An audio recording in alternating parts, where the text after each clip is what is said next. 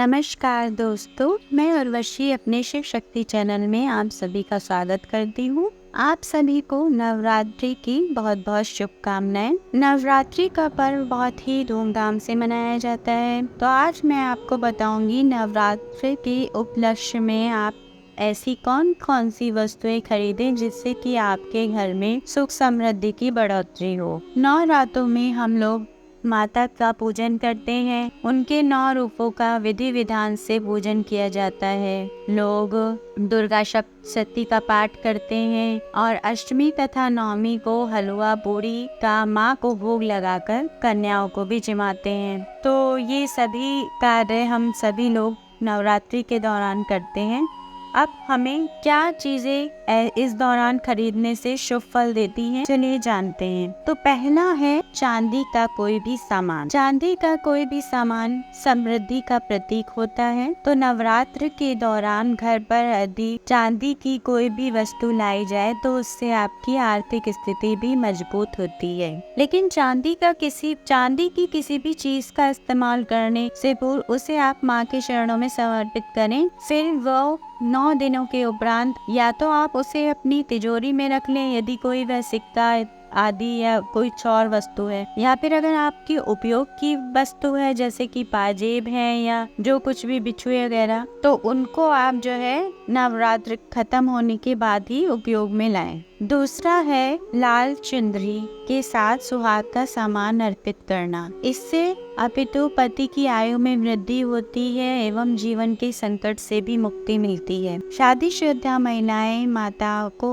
श्रृंगार का सामान चढ़ाएं। और यदि कुंवारी कन्या भी माँ दुर्गा की पूजा करती हैं तो उन्हें भी मनचाहा वर प्राप्त होता है। अगली वस्तु है दक्षिणावर्ती शंख। दक्षिणावर्ती शंख को घर में खुशहाली और धन वैभव का प्रतीक माना जाता है। ऐसा माना जाता है कि ये उन 14 रत्नों में से एक है जो समुद्र मंथन के समय माता लक्ष्मी के साथ निकले थे। नवरात्र में शंख की ध्वनि घर के वातावरण को बहुत ही शुद्ध कर देती है। तो ये ध्यान रखना है कि शंख दक्षिणावर्ती हो और घर लाकर विधि विधान से इसकी पूजा अर्चना करने के बाद इसको माता लक्ष्मी के चरणों में रख दें या अपने पूजा स्थान में रख लें। अब है मोर पंख। नवरात्रि में मोर पंख को घर लाना भी अत्यंत शुभ होता है। आप अपने पूजा स्थान पर मोर पंख लगाकर रख सकते हैं। घर में मोर पंख रखने से वास्तु दोष भी दूर होता है। इसे आप बच्चों के कक्ष में भी रख सकते हैं ताकि उनको मन विचलित ना हो और पढ़ाई में उनकी रुचि बढ़ सके। अब चौथा है नवरात्रि के दिनों में तुलसी का पौधा घर में अवश्य ही ले आएं। हिंदू धर्म में तुलसी के पौधे को बहुत ही पूजनीय माना जाता है। नवरात्र में तुलसी जी को घर आंगन में लगाकर शुक्रवार के दिन इसे किसी गमले में रोप दें। अब जो दंपति अपने खुद का घर खरीदना चाहते हैं तो वह मिट्टी का घर बाजार से खरीदना है या फिर घर में भी स्वयं मिट्टी से घर बना सकते हैं। फिर उसे पूजा के स्थान पर या फिर माता के पास उन 9 दिनों तक रखे रहें। और ऐसा माना जाता है इससे आपको प्रॉपर्टी खरीदने के योग बनते हैं और घर में धन की कमी भी नहीं होती है। उस मकान को आप अपने पूजा घर में ही रख सकते हैं। छठा है पताका या झंडा। नवरात्र में पहले दिन लाल रंग का त्रिकोणीय झंडा ले आएं और उसे पूजा के स्थान पे रखें।